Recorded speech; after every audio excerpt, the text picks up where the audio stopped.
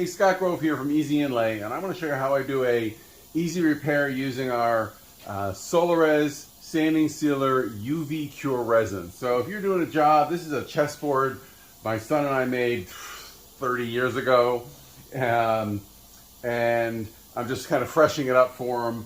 And there's just a little seam right here. If you can see, you see that little white line there. So that's an open pore. That's kind of annoying. So what I want to do is blow that out. Take a little of the Solarez grain sealer. Normally I would use the applicator, but I'm kind of rushing here, making a mess. Way too much mess. Just put a little on.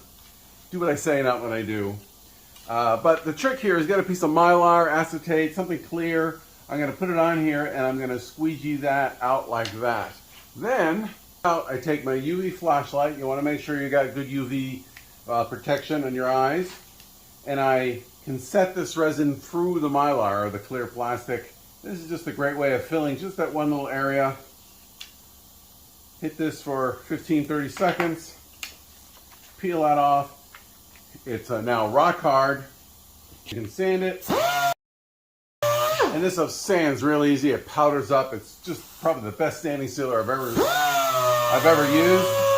And now that little area is gone.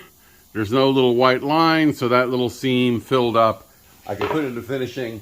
Point being is I can keep working here. I don't have to use epoxy or CA glue and let it kind of set over time. I can really keep rocking and rolling. So hope that helps. Quick tip on how to use UV Cure resin. Thanks for watching.